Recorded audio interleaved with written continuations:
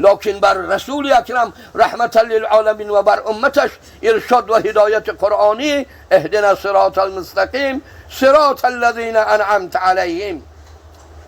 قوتم بته، مالم بته، تجارتم بته، عمری 1000 سالم بته، همچنان یهودی ها و نصرانی ها از خدا خواستن. این خیلی ارشاد نشده است در این آیه قرآنی و این کلام مقدس قرآنی.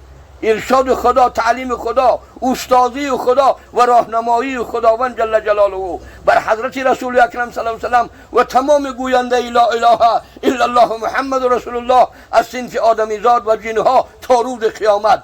کی پرسه از من گفته اهدنا الصراط المستقیم؟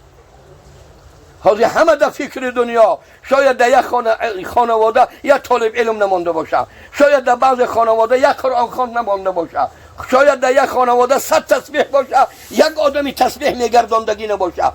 من در کجای برم، آشکری هم برم، گوشبریانکری هم برم، در کیسم تسبیح دارم. کو تسبیح که براره؟ برادر عزیز مهربان، این استادی خداوند است. بعضیا به یا مولانا، به یک قاضی، به یک مفتی، به یک داملا و یک مولانا فخر و مفاخرت عزت می شمارن شاگرد بودن را. خداوند استادی تمام امت حبیب رحمانیش، اولا استادی حضرت خداوند، استادی حضرت محمد صلی الله علیه و سلم. از من چه بخواه گفت؟ اهدنا الصراط المستقیم. پلم بته، مالم بته، زمینی بسیارم بته، گیفم بته، پردام بته، سملیاتم بته، کشتی بحر آو می رفتگی و خشکه و هوا می رفتگیم بته، نه. عمری 1000 سالم بته، سوره بقره نه. طلب یهودی ها 1000 سال باشم عمرت بته، نه عقل قبولش داره، نه آیت قبولش داره، نه حدیث قبولش داره، نه عرفی آدم ها. یکم کس در زمان ما 130 سال عمر شنیده؟ نه. 1000 سال گفتن این محضی خطا. این خیلی طلب نکنه گفت. این خیلی نخواهی از خدا که خاری و زاری و شکنجه و محنت بسیار بر سر خلق خدا آینده. چون از خدا بنده دین طلب کند، شریعت طلب کند، راه راست طلب کند، راه حق طلب کند، راه رضا و رحمت خدا طلب کند، دنیا همش آسان، دنیا همش میسر، همه مشکلات دنیا حل.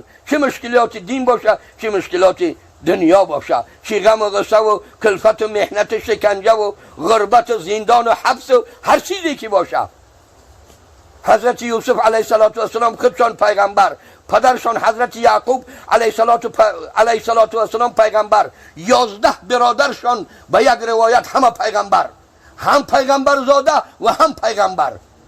باباشان حضرت اسحاق پیغمبر، امکیشان حضرت اسماعیل پیغمبر، بابا کلانشان حضرت ابراهیم پیغمبر.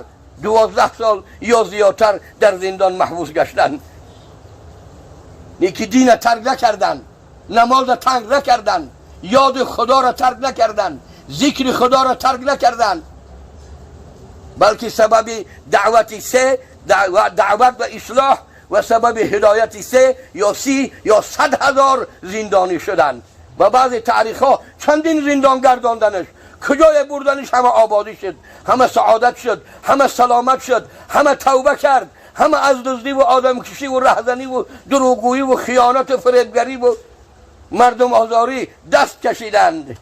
به دین پاک حضرت نور خداوندی حضرت یوسف علیه السلام گشتن و معتقد شدند و پاک و پاکیزه شدند.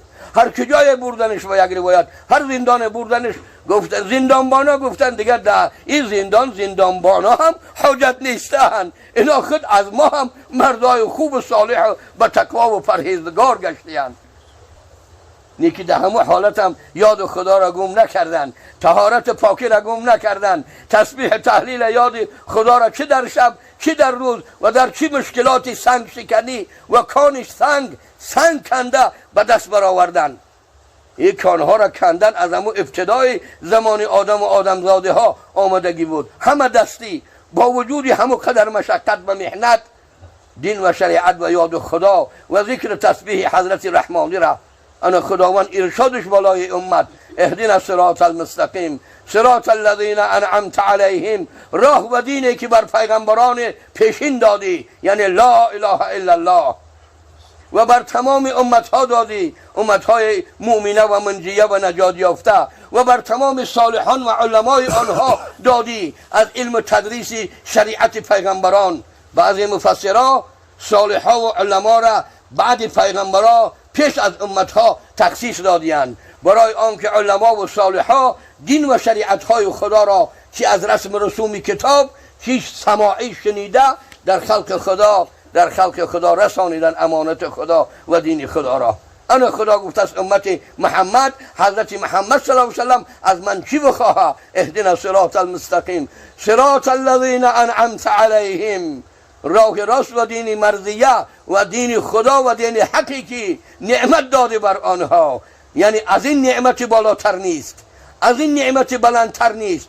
بعض مفسرها گفتند که انعمت علیهم گفته است نعمت دادی بر آنها، گویا دیگر نعمت ها در مقابله این نعمت خدا وجود ندارند. گویا خوردن و آشامیدن و پوشیدن و دیدن و گرفتن و رفتن و خوردن و ناز و نعمت و طلا و تنگه و زر و مروارید و تجارت و صناعت و حرمت و آب و رو و عزت و شرف و منصب و قلمرو و وزارت و همه اینها در پیش این نعمت جای بیاد آوردن ندارند، لایقت ندارند که تذکر داده شود در نزد این نعمت خدا. یعنی نعمت چی؟ نعمت هدایت. یعنی نعمت چی؟ یعنی نعمت ایمان. یعنی نعمت چی؟ یعنی نعمت اسلام. یعنی نعمت چی؟ یعنی نعمت دینداری و مسلمان و مؤمن و مؤمنه و مسلم و مسلمه بودن است. صراط الذین انعمت علیهم غیر المغضوب علیهم ولا الضالین. آمین. آمین به سنت اثبات شده، به حدیث رسول اکرم صلی الله علیه وسلم اثبات شده. بنابر همین که به سنت ثابت شده که در آخر سوره فاتحه کلمه آمین گفته شود و حضرت رسول الله چنان بلند میگفتند که 3 و 5 و 7 صحابه یا یکم و دویم و تا سیم صفحه میشنیدند. برای همین قدر 3 مذهب غیر امام اعظم رحمت الله علیه آمین در آخر فاتحه بلند میگویند، در مذهب ما پست میگویند. حضرت امام اعظم رحمت الله علیه دلیل کردند که پیغمبر بلند گفت 3 مذهب من قبول دارم دلیلشانه، فعل رسول الله، قول رسول الله که آمین بگه، آمین بگه. اگر آمین گفتن شما، آمین گفتن ملائکه را مطابقت کنه، موافق بیاید، دعاتان اجابت می شود. برای ملائکه های مخصوصی هست، طایفه مخصوص ملائکه است که در عبادت بنده، در طهارتش، در ذکرش، در تلاوت قرآنش، در قرائت قرآنش، در ذکر تسبیح تهلیل نماز روزه و حج زکات و دعا و اذکارش، وقتی که ادعا میکنه اون ملائکه آمین میگویند، آمین میگویند. خدایا قبول کن، معنای آمین قبول کن، اقبل قبول کن، خدایا قبول کن، خدایا قبول کن. موافقت کنه دعا اجابت میشود. به حدیث اثبات شده است در رسم قرآنی کتابت نکردند، لکن از روی حرمت دین و شریعت و فرمان رحمت للعالمین کلمه آمین ما و شما میگوییم. حضرت امام اعظم رحمت الله علیه گفتند که کلمه آمین به حدیث، به فعل، به قول رسول اثبات شده است و این دعا می باشد. دعا را پنهانش از بلند جهریه‌شون ده ثواب زیادتره. انا برای در مذهب حضرت امام اعظم رحمت الله علیه آمین پست میگویند. انا خداوند جل جلاله در خاتمه قرآنی تعلیم و تربیه محمدی و تمام امت محمد را چه ارشاد کرد؟ غیر المغضوب علیهم ولا الضالین. آمین. خدایا غیر غضب شدگان بگردان مایان را، از اهل غضبت نگردان. خدایا غضب شدگان یهودی ها اهل غضب شدند. چرا آنان را خدا با آیت قرآن اهل غضب گفت؟ برای آنکه آنها شناختند پیغمبر خدا صلی الله علیه وسلم را، دانستند، حتی که به تمام عالم اخبارات داده بودند که پیغمبر از سرزمین عرب پیدا شود. گفته اخباراتش داده بودند پیش از آمدنش. نیکی وقتی که آمد بعضی هاش ایمان آوردن.